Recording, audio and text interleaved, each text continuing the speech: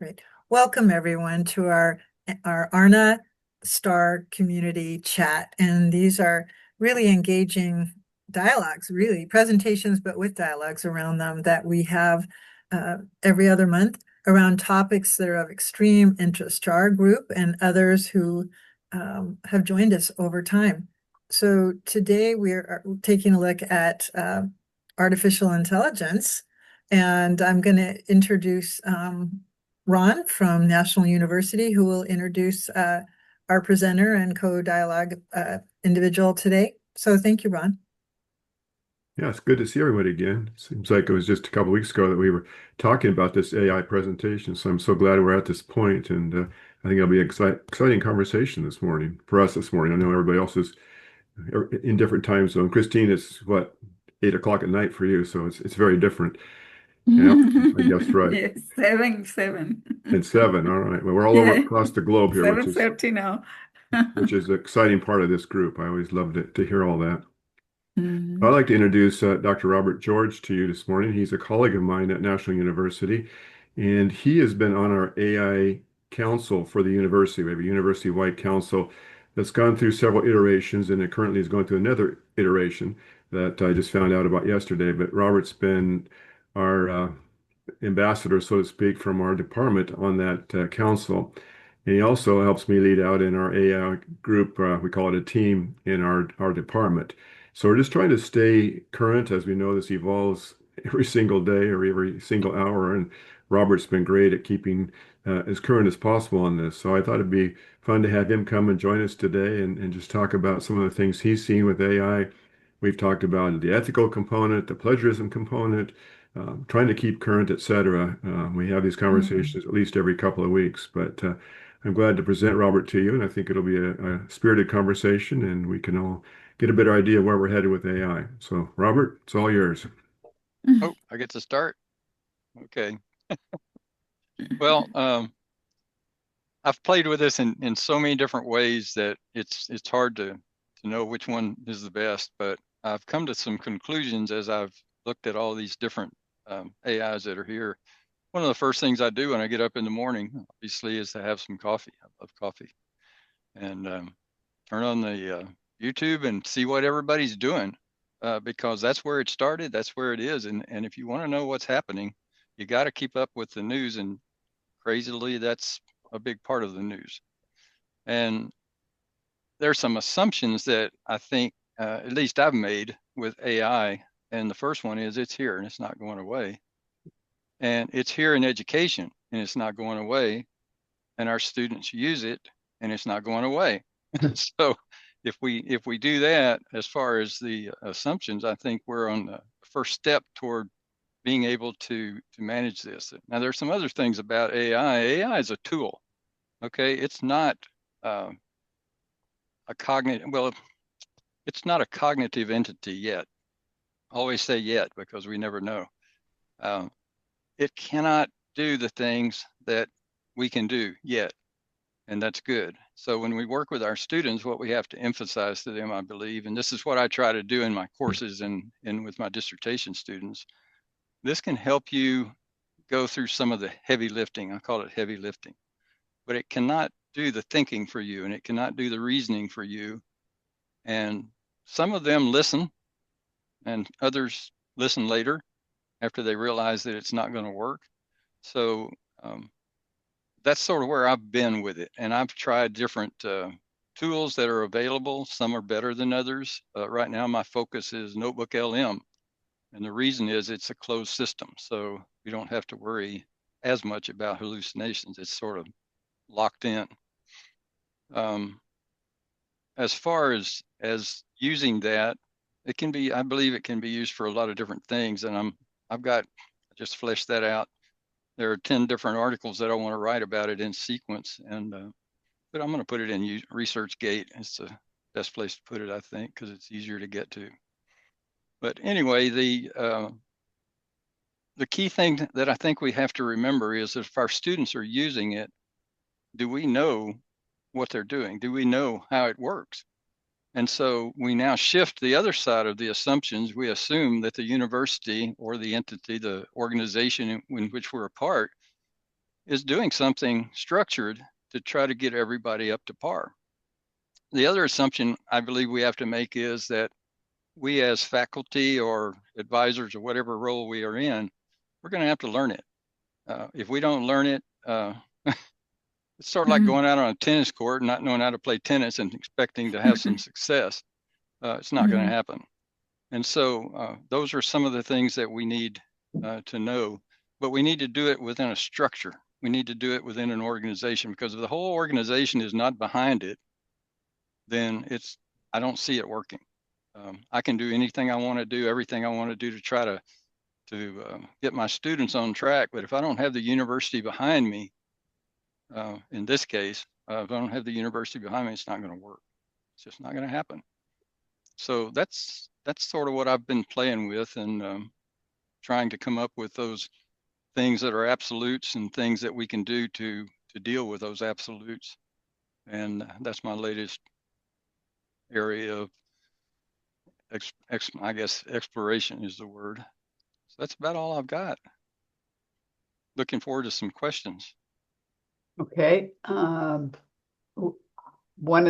What's nice is that our next speaker, who Katie is going to introduce, has some really concrete examples of how it's been used. So we can, get more into the weeds and think about it.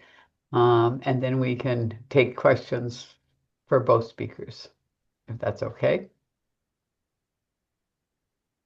Hello, everyone. So I have the privilege of introducing Allison. So Dr. Allison Fears is an assistant professor at the College of Education in East Carolina University, and specifically school counseling focused, and that's where her and I have met, and we serve on several committees together, and just so happened to be in a committee meeting, and we were talking about a conference coming up, and conversation kind of broached about potential AI topics that folks would be bringing in their proposals.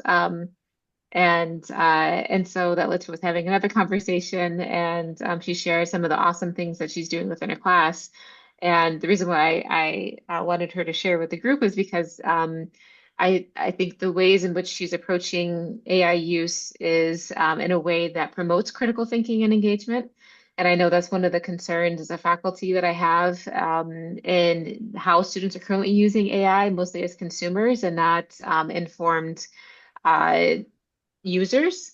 And so she agreed to share her time with us, and she's also attending a conference at the moment. So she's sharing her time with us today, a busy schedule, to talk about the cool things that she's doing in her class.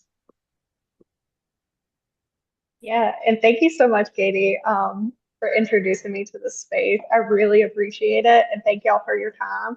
It's 1 p.m. where I'm at. We just finished lunch, so I am currently needing another coffee.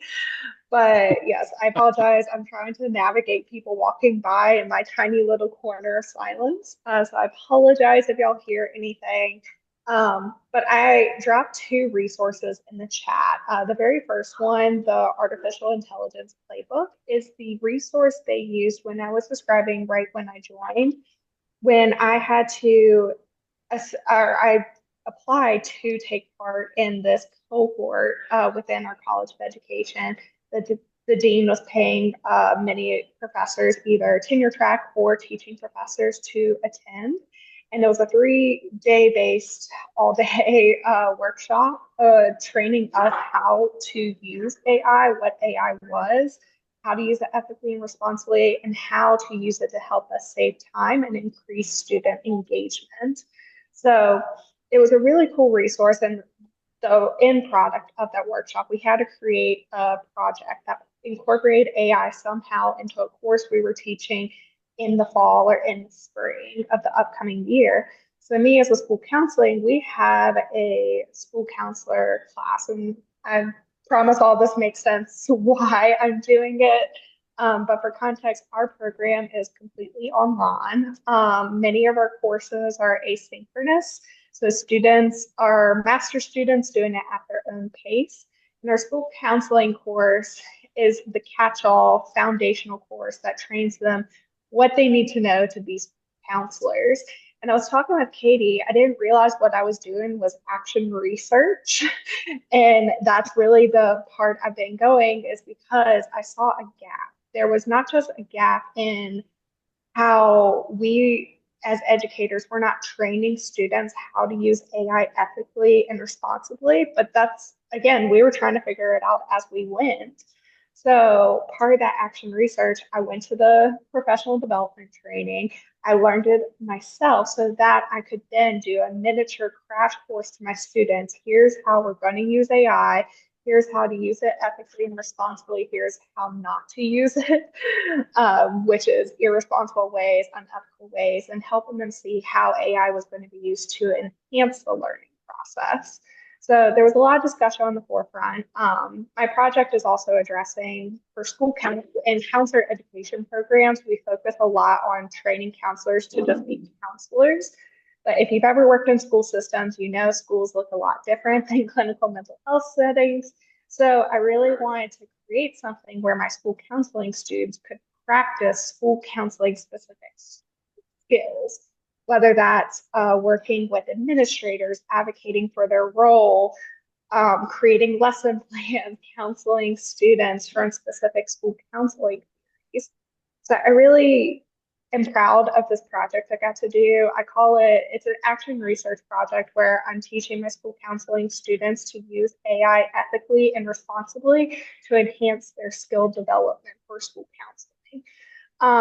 I know on the thing, which might have caught some people's eye of me using AI as like a prompt or having a prompt where my students got to practice individual counseling. That's not every discussion board I do. I do quite a variety. Do I have share screen privileges where I can show an example? Perfect.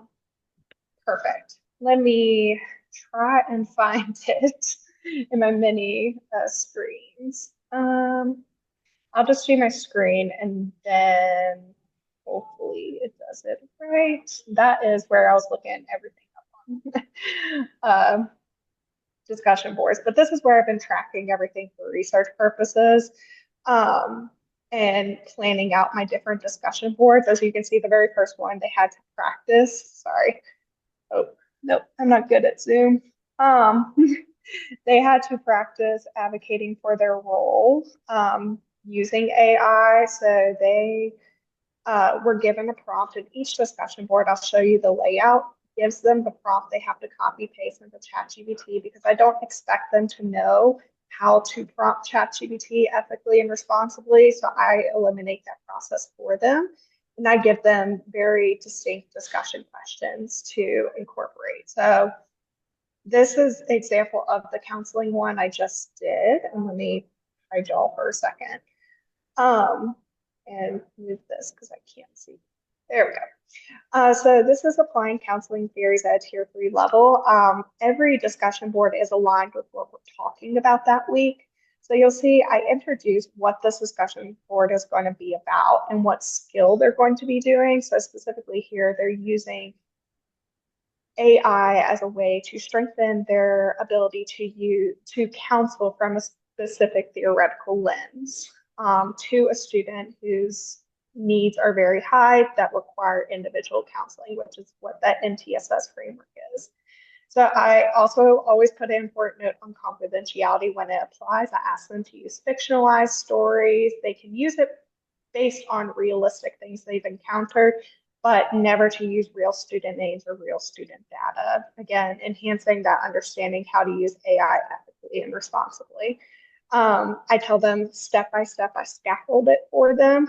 I ask them to select, for this one, they had to select one theory, create a brief case example, and then using AI. This is where I give them freedom to use ChatGPT, Claude, Gemini, or any other AI tool that they have access to with understanding the biggest limitation is the free versions.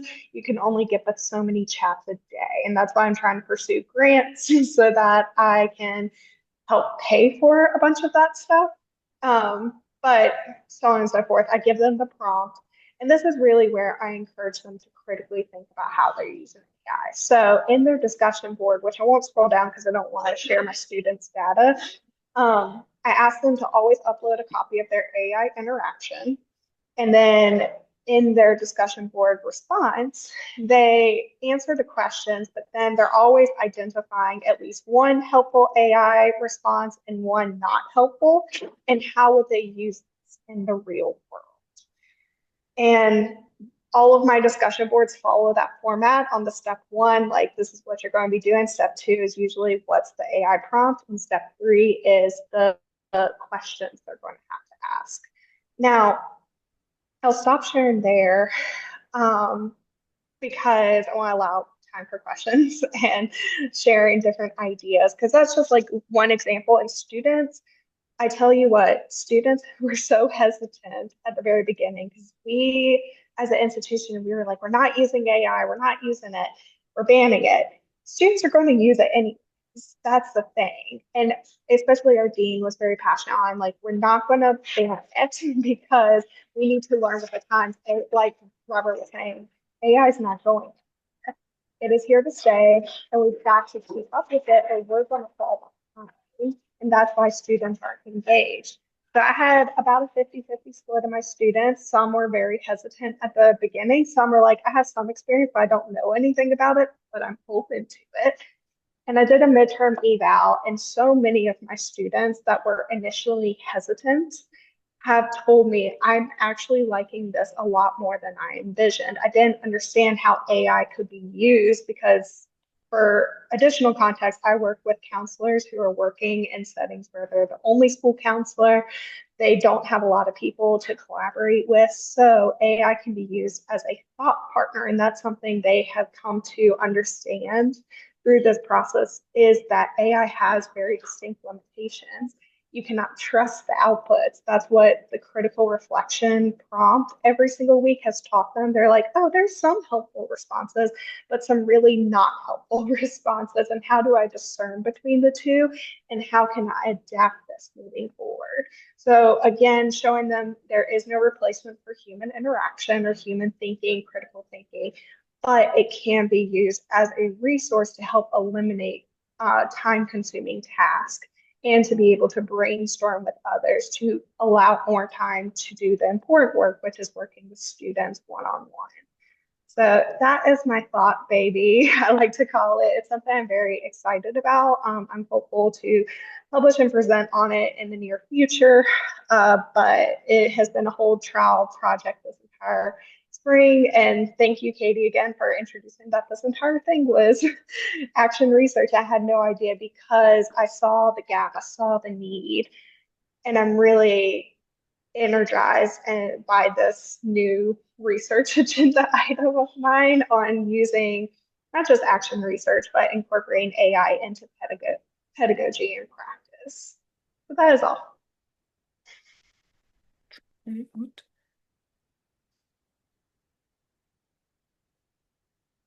I see a hand raised by Christine. Christine, go ahead. Yeah, Christine. Yeah, great. Thank you. That was absolutely super. And it's a comfort that we're all discovering together. Thank you very much for the resources that I'll have to look into. You heard, I'm in Austria. I'm retired, as a number of other people, but I'm still very much involved in action research. And apart from that, I do teach a couple of courses on language didactics at the Pedagogical University in Innsbruck, teaching future primary teachers. And last year I had a group of first years, and they were asked to do presentation, can't quite remember on what, but whatever. And they used AI, but it was awful. Because they had no idea what they generated. I mean, it was not really my responsibility to teach them AI. And you sort of assume, oh, the young are going to be able to do this. And they just produced stuff and a lot of text. And then they couldn't speak without the text because they hadn't produced it. And I don't know whether this is typical and what you would advise people to do on that. And that's such a good point. That was really what led me to do this, because last year we had students using it just for assignments, and copy pasting the entire output. And we would be like, this is not at all addressing anything within our grading rubrics or what we asked you to address. And we were flagging a bunch of students and we kept telling them, hey, don't use it, don't use it. And they still were using it. So that's why I was very intentional on teaching it in this foundational course. I really want to incorporate into the course, not just for school counselors, but for everyone, because students used it because they trusted it. And that's the thing I really want to latch on is this idea that, yes, it can be a helpful resource, but there are very unhelpful outputs. You cannot 100% trust it because it is not a replacement for human thought and interaction. So by doing things like this and helping them understand what is helpful, what's not helpful, it required me doing a lot of the front work, I will say, and having to kind of do that mini crash course training on here's the pros and benefits of AI, but here's the limitations, and you're going to get to understand that throughout time. So yeah, I fully resonate with you. I'm like, it's not my role, and I will say there will probably be a change, at least in America, the education, they are requiring a lot of like how to use AI gen ed courses. I think we're going to start seeing it just like we saw keyboarding being used. But in this in between time, I think it's very important, whatever programs we're teaching at those foundational courses, if we can have like a miniature module on, we're going to broach the conversation of AI and what AI is. We're going to deconstruct it, talk about the pros and cons, talk about how it can be used, how it should not be used. And we just attribute also very serious consequences if students are caught using it again and again unethically and irresponsibly. We tie it back to our professional dispositions. And then if they get tied to that and it's not fixed, they get dismissed from the program. But again, it's a graduate program, so we have a little bit more flexibility. Well, thank you very much. That was really helpful. And I see I do at least need to concern myself with the sources, even though it's not what I'm supposed to be teaching. What shocked me as well was I did ask them, I said, if you use AI, tell me about it. And I don't think they knew to what extent they've been using it. They're sort of from school coming in that, and they're so used to just checking things on the internet and seem to be so little awareness of what they're doing and what's their own. So yeah, lots to work on there. Allison, Yes, I'm so impressed by the many dimensions of your assignment. It's really fabulous. The idea that they're learning about theoretical frameworks, they're learning about AI, but they're also using it, as you said, the ethics of it, as well as what are usable, credible outcomes, and those that are less credible, you have them reflecting critically there, but you also, I saw, had them reflecting critically at the end of the assignment about their interaction. The idea that they're establishing a thought partner and that it's a performance project. I can kind of go on and on. It's really a thoughtful activity that you've engaged in there. Thank you. And it was really what I had before was just discussion boards to talk about the readings as if I was teaching in person, what we would be talking about live. But the problem was they were using AI to complete the discussion boards for them. I'm like, that's not helpful for either of us. Exactly. So how can I revamp this to where it's more skill development based and where it's reflecting on the reading? So you have the knowledge base, you do the readings and you watch the lecture, and then you're applying the knowledge and skills through this type of practice. Yeah, I really like it. Thank you. It means a lot. Yes. Yeah. Can you hear me? Yes, I can. Yes. Okay. Yes, is that I didn't catch what do you teach? Because it came to my mind that there might be, I think you presented a lot of ideas on how to use it. But I was wondering, for example, if you work with qualitative subjects, like, for example, what you do when you do action research, that you just look at different kind of qualitative type of reasoning and where you have to reflect and see, let's say, more in relation to the people, the feelings, and so on. So how do you solve that part, and exactly what you do? Because then I have the feeling that, for example, for reflection, it could be too short. Or, for example, subjects that had to do with anthropology or with even teaching. We are teachers. And And how do that's you help the students in especially in action research, in more qualitative approaches to, for example, action research?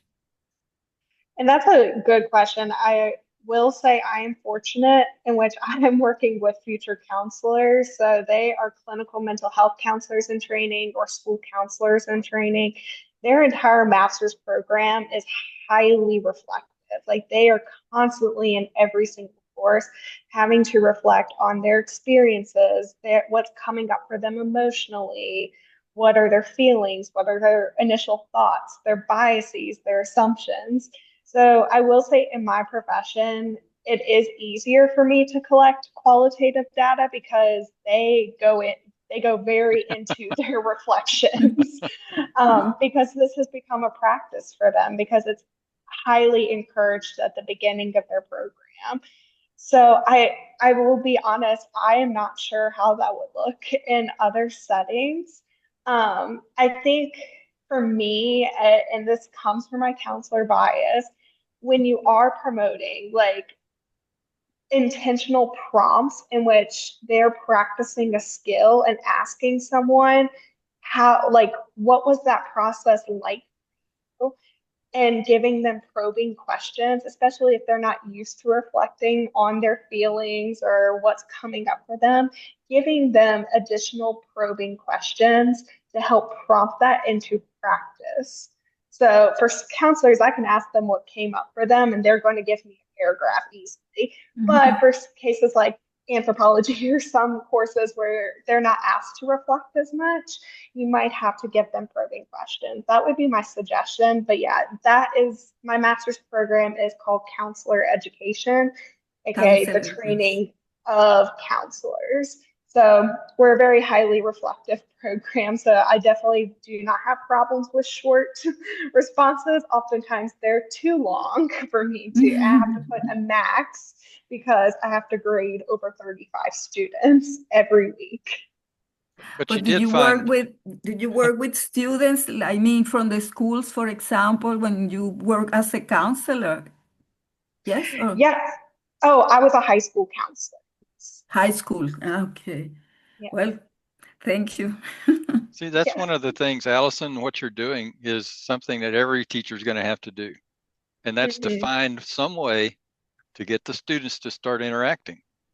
Because if we don't know what Mm-hmm. they're doing, we'll never be able to change anything, and that's the key. Um, what do you do in a class where you don't have a discussion for, you have to start one, work on that, or come up with some other way to break the ice, so to speak. So one of the Mm-hmm. things that I've encouraged the teachers we have a one-to-one program as well as a one-to-many. And one of the things is to create a letter, an AI letter. And Mm. inside of that is a disclosure form. And they sort of balk at it at first, but they need to post a disclosure notice. How are they using AI? And it's real easy to tell if they're using it. And Yes. then, yeah, and then once they do that, it's really interesting to me because I actually have some students that seem to be using it ethically. I mean, that's nice. And then I see Mhm. the other ones that are right on the surface with their Yeah. information, and there's no depth to it, there's no thought in it. And Mm-hmm. so I have to find a way, because they put it in a disclosure notice, I also have to find a way to break the ice again and say, okay, I know you're using AI, and I'd like to help you, use it correctly, and so on and so on. But I think that's important. What you're doing it's a Yes. good way to do it, but Mhm. everybody needs to But find a way. and I apologize, you're gonna see me moving because I have to find a charger. Um, but no, you bring up such a good point too on the importance of telling students they have to disclose that they're using AI, especially I tell students that is very important in transparency. We encourage them now that we can no longer ban AI use. We tell students you have to cite it. So that's giving them extra practice on how to start using it. But then on the added piece, when untransitioned practices incorporate into their professional disclosure statements, where they're oftentimes talking about their theoretical approaches, they're talking about what training they've had, and then I've had them include a paragraph on there might be potential use of AI as a result to lesson planning. But when it comes to counsel, like essentially saying what it would be used for and what it would not be used for to Yes. ensure transparency. Yep. Yeah. Yeah, if I could add to that, because what you all are speaking to is something that I stumbled into this semester. I'm teaching theories for the first time in a few years, and counseling theories. And one of the assignments that they had was an annotated bibliography. And I told them at the beginning of the class that for the assignments for that class, specifically the annotated bibliography in their last at the end of the semester reflection paper, do not use AI to generate the information. Like if you're using AI, you can use it for technical, grammatical formatting, but not to generate content. And of course, the tools for identifying AI are also catching up. And the one that we use, Turnitin, has, right, some reliability issues into how it flags for certain percentage of usage. And so when I was creating the annotated bibliographies, I had on my rubric different scaling percentages of how much use it flagged as a way of like um, deducting points or giving credit to those who didn't use it and didn't use it to that degree and those who did. But it really generated this discussion with students because I sent them back the report and said, hey, like if you have concerns or you think misidentified what you were doing, let me know. And what surprised me was how many actually self-reported that they used it when I didn't even say that it wasn't even one of the ones that I had said, like it came up as an issue. Um, and there were a few that were using it more extensively than I even had even thought, um, which led to some discussions about, uh, again, some strategies for like writing, because many of them, it was a confidence issue. Like they were prompting the AI to not just, for one, there was one that used four different AI tools for their annotated bibliography, which was only 5 articles. And this is a graduate level class. Yeah. Um, and they told me exactly how they use them. If like, is this the right way? And I'm like, well, for one, I'd stick with one right now. And two, I said the concern I have is one of the prompts you gave it was you're asking it if your statement was correct and if their writing was correct. And I said, so you're essentially allowing the AI to dictate truth and how you're interpreting the information that was in the syllabi. And I said, so you're lending it your voice and removing your own autonomy and critical thinking by asking it that question. So not to say that that's like, again, I'm like that, not to say like, oh, how dare you, you're horrible, but more of like, I want you to develop your writing skills. That's what this practice is. And you're allowing this tool to strip you of some of those skills by your self-consciousness. And I said, instead of allowing me to give you feedback and perhaps get a point or two off for having some grammar errors, you're overusing these tools. And so it was really fascinating what that happened. And my husband's an engineer, so we had a lot of conversation around this. But I'm definitely using it to better craft like some of what you all are speaking to, like some of those disclosures. Like I asked them like to disclose like what softwares they're using, so I get a better understanding of the tools and what exactly they're doing. Um, but really that conversation about like, okay, if I'm evaluating you on your writing and your ability to formulate ideas and to synthesize information, that's hard to do when you're using it's hard to do when you're using AI. And I don't have an answer for that. Maybe the two of you do, but I find that piece to be a difficult one. Yes. I have a question about, and this is a detail question. So you have them have these interactions with the AI as if it's a student, and then you ask for reflection for when the AI sort of steps out of the role of being a student. Is that it isn't really a helpful kind of comment because it isn't the kind of a comment a student would make? What exactly is that? So when I ask students like what's helpful and not helpful, I'm asking them more so for this specific discussion board, the one I showed y'all, it would be what would, and the students thankfully understood what I meant by helpful versus unhelpful. They're saying this was the unhelpful response because it wasn't realistic. Like one of my students, I was just briefly looking over their discussion board before hopping onto here, and they said it was unrealistic because one prompt she gave AI, like she responded as a therapist, the client opened up immediately. And if you have worked as a counselor, sometimes students will open up immediately, but more times than not, it takes trust and time. And especially when I was looking at the transcript, the AI bot was they were described as timid, shy, very short in response. And as a school counselor, what we often see is those students take multiple sessions to develop rapport and time. So they said, like, oh, this was an unhelpful response where they flagged, like, oh, this conversation isn't as realistic. For the counseling session one. Now, when oftentimes like when they're using it as a thought partner to advocate or to develop SMART goals or lesson planning, I'll ask what was a helpful versus unhelpful response. One person said, oh, the unhelpful response was I asked it for, they had to do an ethical dilemma and use AI as an ethical decision making partner, describe the situation, and go through the 11-step model that school counselors have to go through ethical dilemmas.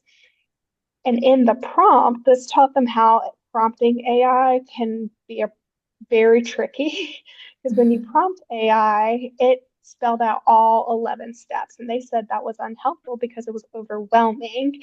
And that moving forward, they would ask AI to go step by step to help go through the actual process versus um, all of it at once. So every student has its own take. That's why I leave it open on what was helpful for them, whether it be the specific response, the specific output, or the process, or what was an unhelpful output and why. I always ask them, why was it unhelpful? Like, what about it made it unhelpful, or what about it made it helpful? To help, again, them tying, not just giving me an answer, but them, their personal experience, their feelings with it.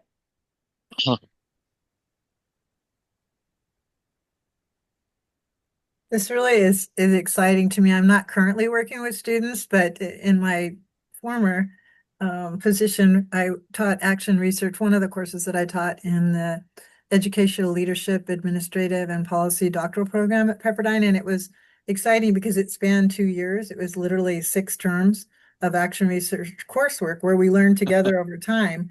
And then it culminated in a presentation and a formal paper. And I could see that we would be learning together. I could see throwing out, Margaret, I'm thinking of you too, with the master's program. I wouldn't even attempt to begin to teach them about it. I think I'd say, let's develop the central prompt of what are some of the ways in which action research might be used ethically to help us accomplish the kind of positive changes in practice that we're looking for through our action research project. Because I primarily had principals, assistant principals, superintendents, community college leaders. So it'd be a way to find out what they know, how they're currently using it in their field, and then to engage them in teaching one another. And I'd be a learner right along with them. How are we Yeah, using and I will say that's part of my teaching philosophy. I'm very transparent in telling students I am not the knower of all. I'm not the, I all learn a knowing? lot with them and from them just as much as they learn from me. That is a big part of how I teach. So I would preface that at the beginning, and there's going to be mistakes. That's why I've been keeping my thought log since I'm creating this as I go That's great. and refining it. I have been making notes on, oh, like the ethical dilemma situation. I'm gonna have to adjust the prompt I give them to do what I want it to do because it wasn't clear. And also, after that one, and that was week 3, I started always testing the prompts before I gave it to students because that was not something I was doing because I was like, oh yeah, I can do the prompts, I know them. But now I realize outputs vary per thing. So I wanted to make sure it was a very strong output. And that's why I like the playbooks I gave because it gives tips on specific ways to make your outputs more clear, more descriptive, because people treat AI like a human. And that's why I keep telling them it is a computer, it is a learning language model. You want to be very direct at what you want. Don't talk to it with the social norms that we give human beings because you are never going to get the output you want. And people are always joking back with me. They're like, "Well, when robots take over the world, I don't want to be attacked by robots." I'm like, trust me when I say this is why I give you the prompt. And that I like the idea of moving beyond. I think the intro class, I still want to provide the prompts for them, but I want to engage more with them on how let's craft something together. Like, what is the opportunity moving beyond just like my action research and how I'm doing teaching, but participatory action research in which I'm working with the students to really strengthen this. That's definitely been an idea in the back of my head. Allison, are you writing about your work? Because as I'm understanding you, this is your action research project about your practice as an educator of counselors, and core to this is happens to be using ethically and strategic ways to use the artificial intelligence to help them become better counselors. Are you writing Yeah, about that, or maybe do you have plans to? I have plans. Shout Okay. out to Katie for making sure I did so. Because originally I was like, oh, it's just a module or framework I can give. No, I wanted to frame it within the action research to really describe the intentionality and the why. So I have submitted a paper proposal for a special issue journal. And if it doesn't get accepted there, I'll just submit it somewhere else. But I'm also applying for different teaching grants internally to be able to support, like I said, giving students the resources such as the AI playbook and giving them access to paid versions of ChatGPT rather than the free, because that, again, was a note I made in which some of the ones where they have to interact with AI as a chatbot, they get limited on the amount of responses or very various steps. For me, I didn't think about that because I pay for the $20 a month ChatGPT ever since the training. So I never, it's not top of mind. So again, just making refinements through the process, and that's what I plan to write about, and then officially formalize it. But Do it's do definitely present it. on. If you're Consider interested, we have a presenting it. newsletter. Margaret, were you going to Oh say the yeah, same thing? We have a newsletter, but also we have a conference that yeah. happens in June, you know, but plus or minus a month. And it would be great to have you come to the conference because you would then see all the other things that people are doing in action research. And Yeah, I I would know, love to hear more about the conference coming up for sure. yeah, I know that they would be really excited about this kind of a presentation. Um, the work is really interesting to me, and the idea of a thought, you said a thought partner. Thought partner. Um, Hmm. that's really the thing that's kind of been rattling in my head. My sister has cancer, and she's been using it as a therapy uh, thought partner. And I didn't realize that not only when you give it prompts is it using all of the information it's trained on, but it's also using all your past information. And it remembers you and remembers everything about you that you give it. And that part of it really um, made me start thinking in a whole different way because over time you have a thought partner that actually remembers where you were last year and the year before, and you can say, well, what was I thinking at the beginning of the term?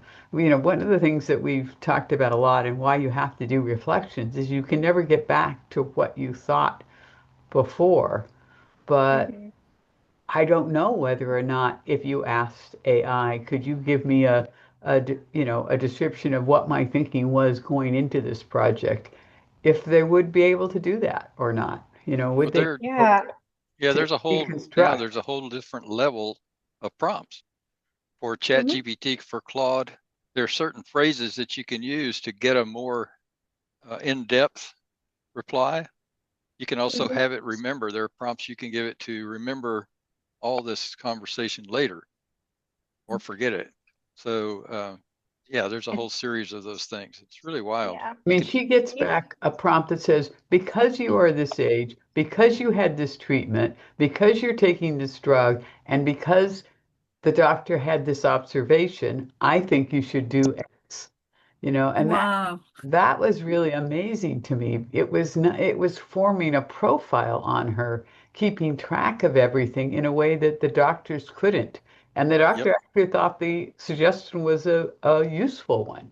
And Mhm. then, there you have that kind of interaction of expertise with, possible help, because you want to know that it's something that's generated. You want to know whether or not it's good advice. Mhm. And yeah, there's And that's where the where, expert comes in. And that's mhm. the same That's thing with the counselor. You want to know whether or not the kind of situation that was displayed was something that was believable. And the only way you know that is with lots of experience with kids or lots of experience with clients, where you can say, yes, that's how that kind of interaction would go. Um, exactly. yeah. And unfortunately, I do have to hop off because I just ended our session. But I'm gonna put my email in the chat just in case people want to talk more, collaborate more. I would love to be open to that. And thank y'all again for having me speak. I am very excited to be a part of this community. I And appreciate we're it. all very we're all very willing to help you with thinking about action research. So if you have questions and you want to, ask them, I mean, I know Katie is a great resource for you, but all of us can be a resource for you as you map out Thank your action you. research. I really appreciate it. I Great. hope you'll have a good day Thank you. or Thank you night. for sharing with us. Bye.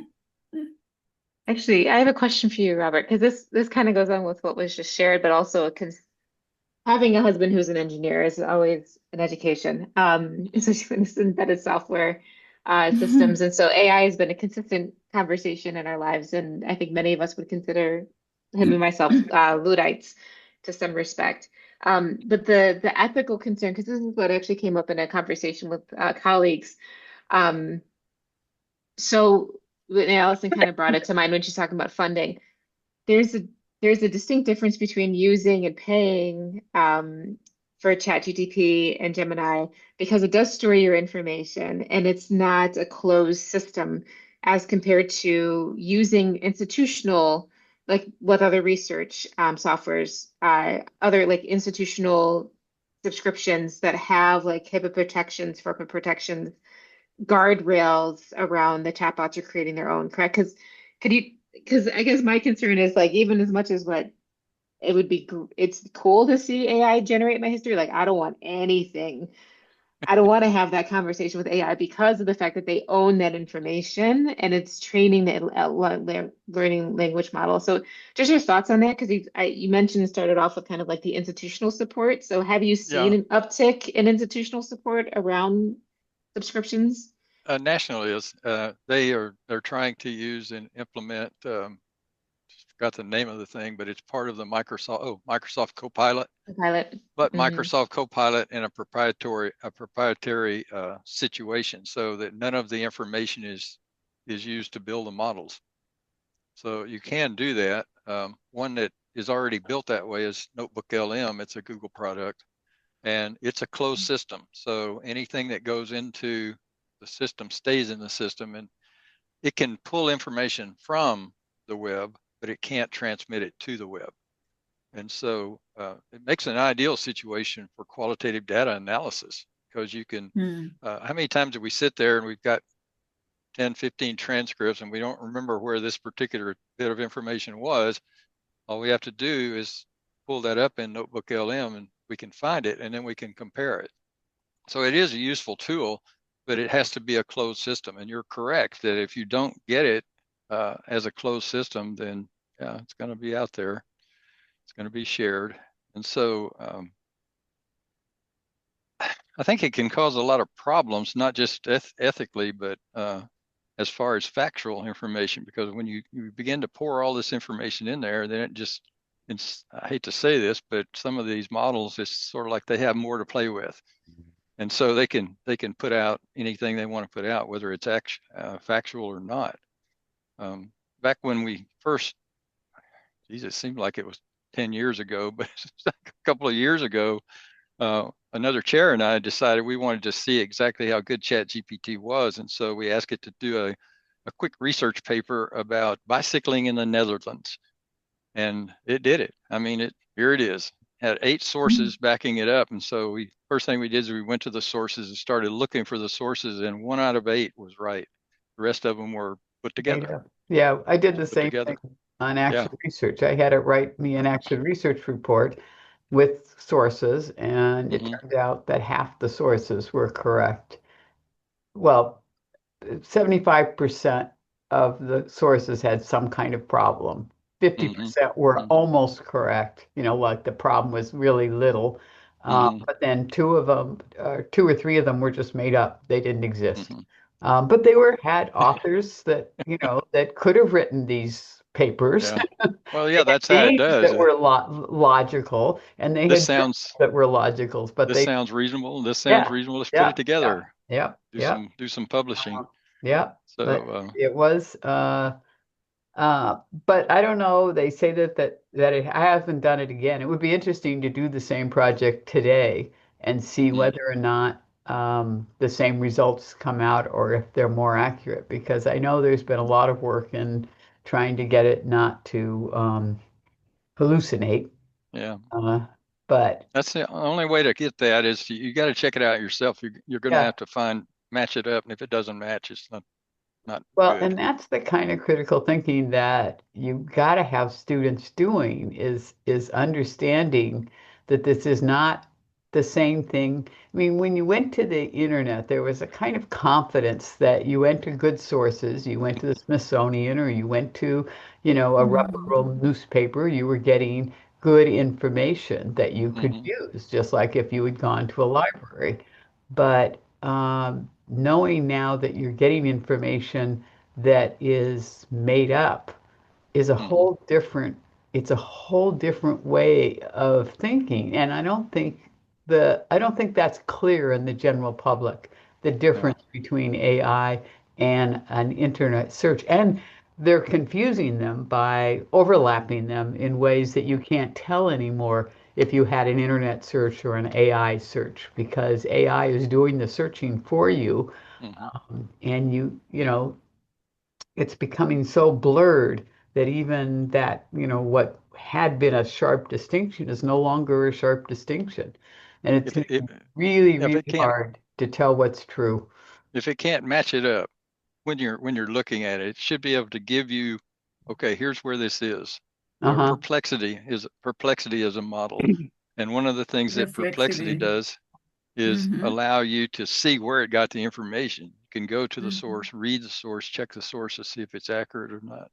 Yeah, but how do you know if the source is really a source anymore? Well, it depends on where you find it. Yeah. Yeah, that's the problem we have now. I mean, anybody can duplicate anything. And, I just find myself just lost in a kind of soup of a world that I can't trust anymore.